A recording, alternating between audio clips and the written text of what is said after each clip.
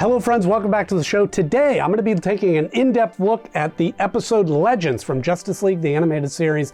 I'm going to tell you why this has a perfect balance of nostalgia and a nice, sweet depth of character and story. And I'm going to show you where this ranks in my list of favorite episodes so far. Stay tuned. Hey, Cookie. This starts off with another great cold open. We have this big battle with a giant robot. I love a good giant robot battle. And they allude to the not knowing who it is, and you see some backward shots. So it obviously is Lex Luthor, but it still is just a great battle and a great moment to kind of start the show off with. I feel like they're starting to get their footing in some of these episodes with the story and the style and the design. I love the cold opens, and I think they're a great addition to the DC universe. And this one in particular works really well. Don't need to explain much, don't need to know what's going on. Just seeing all the Justice League in action against a giant robot is fun. Priceless. And then Flash does this little thing, and then pop, they're in a whole new place. Introduce a mystery. Just boom, boom, boom, right laid out. And they're in the Seaboard City, which has a very retro, nostalgic look, which is just a lot of fun and a great look. By the way, if you haven't seen this episode or haven't seen it in a while, you can click up here and get my 90-second rundown of the episode just to get you caught up. Otherwise, you can stick around and I'll talk about the story as we go through the review.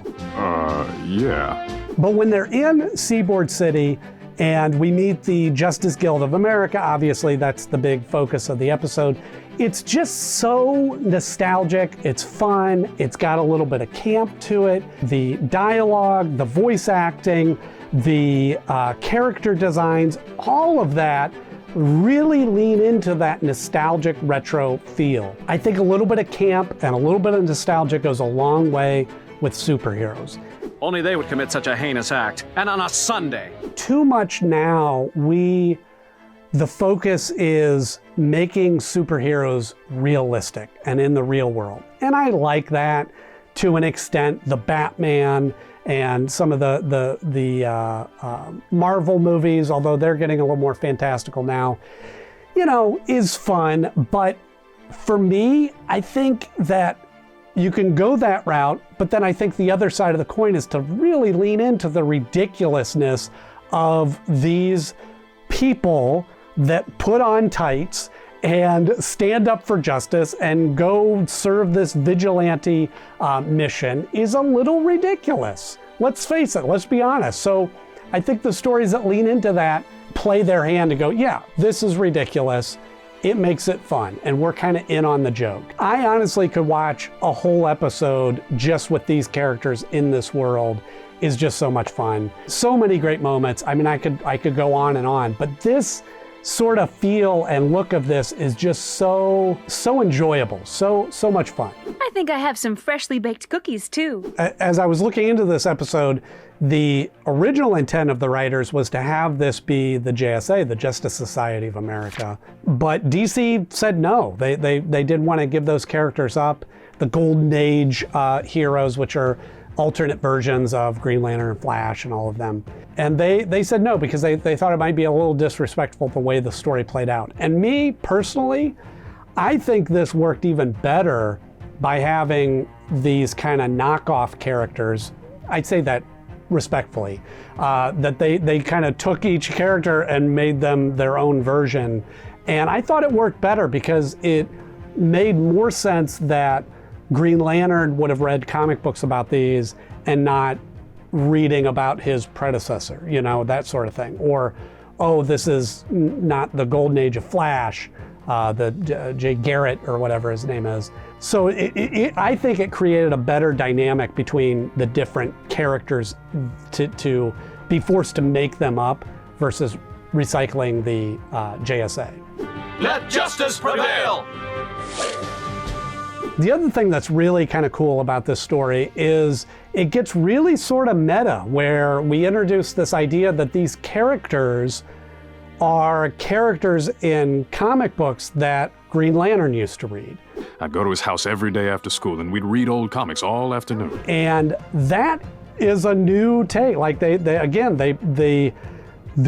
Justice League are comic book characters that we're reading, and the idea of the Justice League having grown up with comic books and these other characters that they read about, again, that's what made sense about them being different versions, made it all that more appealing. I always liked when shows, movies sort of break the fourth wall a little bit when it makes sense. Oh, that sucks. And they have the decoder rings, which is a very nostalgic sort of old radio show membership decoder ring thing. I love that.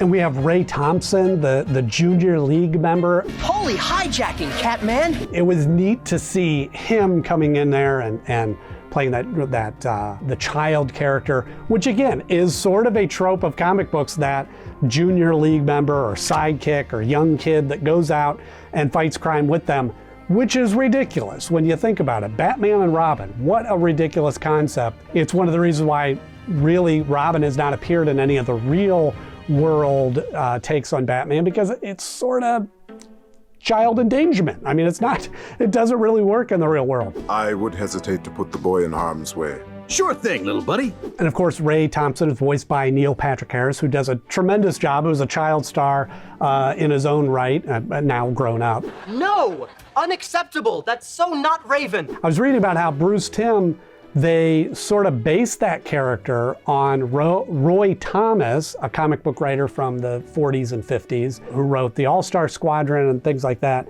and sort of a mix with Ray Bradbury, who wrote a lot about nostalgia and growing up and missing your youth and that sort of thing.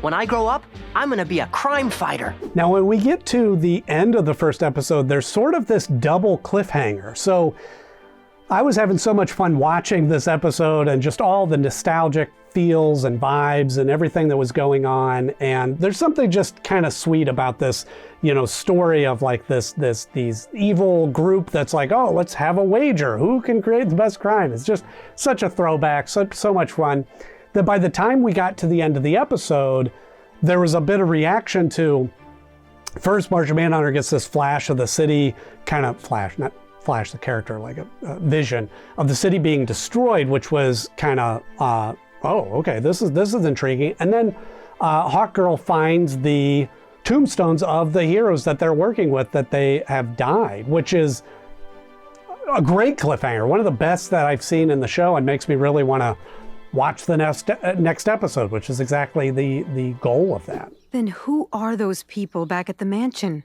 And we start off the next episode spending some time with Green Lantern and his connection to these heroes and his, gratitude that he owes to them, and not wanting to believe this, but seeing the tombstones for themselves.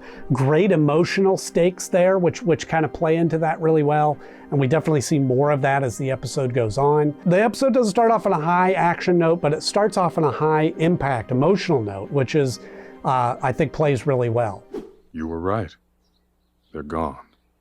And then we get back into the nostalgia. We kind of set that aside and we go back in there. There's some great nods to the 60s Batman with there's a line of old chum, which Batman always called Robin. And we see the kind of cake holder red phone that's connected to the police office, which is just very cool. Nice plastic. Then we get into this giant blimp battle, this big fight, which again, there's something very nostalgic about blimps. And I remember the scene from Rocketeer where they're fighting on the blimp. Just there's something just very cool about that, and just sort of just sparks that little nostalgic vibe in there. And what's interesting about that is I remember seeing this episode, at bits and pieces. I had watched this around the time it had come out, but that wasn't in my childhood. I was in my early 20s when this came out. So it's not like the elements of this are nostalgic for me, but the elements inspire nostalgia. That's where it really works. There's certainly things that we have from our childhood, smells, tastes, feels, seeing things that bring back those nostalgic feelings and memories that are personal to us or personal to our generation. And then there's stories like this that just hit those nostalgic feelings, which I really enjoy also. And it's like, I didn't have to experience this show or grow up with this. Certainly didn't have to grow up in the 40s and 50s to really have that feeling.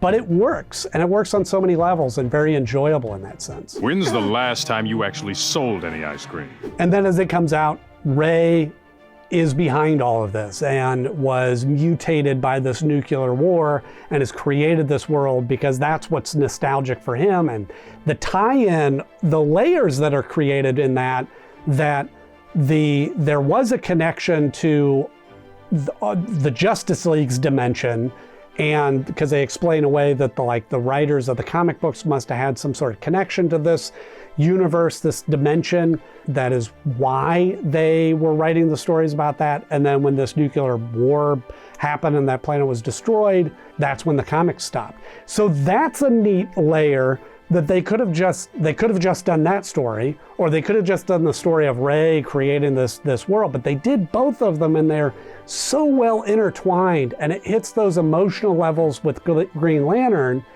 But then we have Ray as this villain who is not necessarily trying to do evil, not trying to make a bunch of money or get rich. He's just using people to fuel his own happiness. And it's wrong, he shouldn't be doing it, but he's not evil in heart. He's just trying to make the best of a bad situation, sort of thing. It's been over before.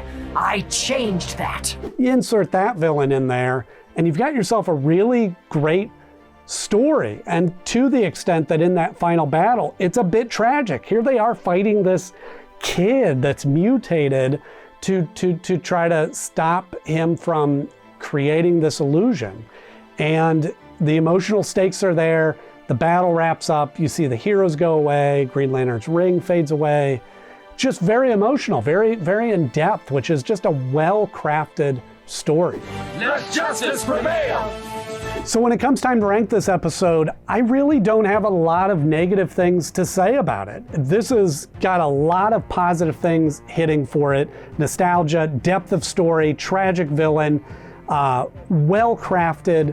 Even the producers of the show, many of them said that this was their favorite episode of season 1. That was amazing! So for all of those reasons, this episode ranks at #1 of my favorite episodes so far. See if something beats it out, but a really solid episode. I couldn't have put it better myself. It beats out The Enemy Below, which was a good emotional story of Aquaman, but that even just felt like sort of a one-off. This had so many more dynamics than just interest of Aquaman's story, but just had all the elements firing on all cylinders. And to me, a fan of nostalgia, a fan of that time period, 40s and 50s, this one was a home run for me. Well, for someone without superhuman speed, you did just fine. Just a few of my thoughts about this episode. Please let me know your thoughts in the comment section below. And be sure to subscribe and hit like on the video, because I have new episodes coming out every week now, and a couple of different episodes if you've been seeing some of those. So be sure to subscribe. And next up we have the episode Injustice for All. So you don't want to miss that. As always, thank you so much for watching. I'll see you soon.